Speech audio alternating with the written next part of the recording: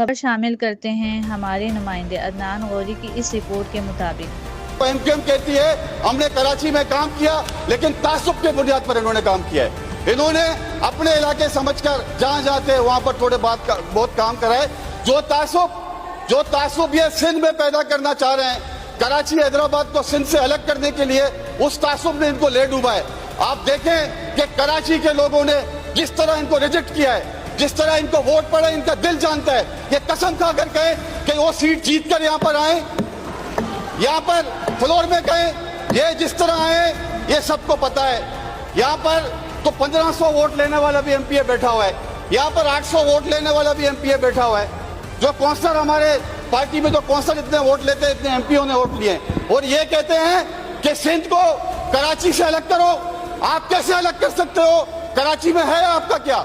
आपको अवाम ने रिजेक्ट कर दिया है। ये तासुब आप खत्म करो। आप भी अभी भी वक्त है, आप राय रास्त पर आ जाओ। आपका जो तासुबी ले जाए ये अवाम ने मुस्तरद किया है। आप अवाम के पास जाए काम की बुनियाद पर। पीपल्स पार्टी पर तनकीद करके अवाम आपको वोट नहीं देगी। पीपल्स पार्टी लोगों के दिलों में रहती है। मैं आपको बता दूं, हमने काम किए हैं, हमने लोगों की खिदमत की है, हमने मेहनत की है, हमने लोगों के दिल जीते हैं। आपके जो इलाके थे वहां पर हमने काम कराया।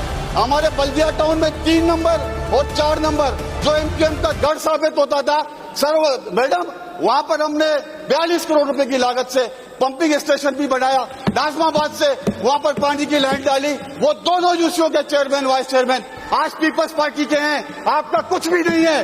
बल्दिया टाउन में 13 यूनियन कौंसिल है, 13 के 13 पाकिस्तान पीपल्स पार्टी ने जीती हैं। इस बात का सबूत आप जाकर फिगर चेक करें, आपको लोग बता देंगे। इसी तरह मारीपुर टाउन में 11 यूनियन कौंसिल है, 11 के 11 हमने जीते हैं। और मोरडो बीरबर में 8 में से 6 हमने जीते हैं। ये आप देख लें, आप जाकर चेक कर लें। लोगों ने आपको मुस्तरद किया। इलेक्शन से क्यों आप भागे?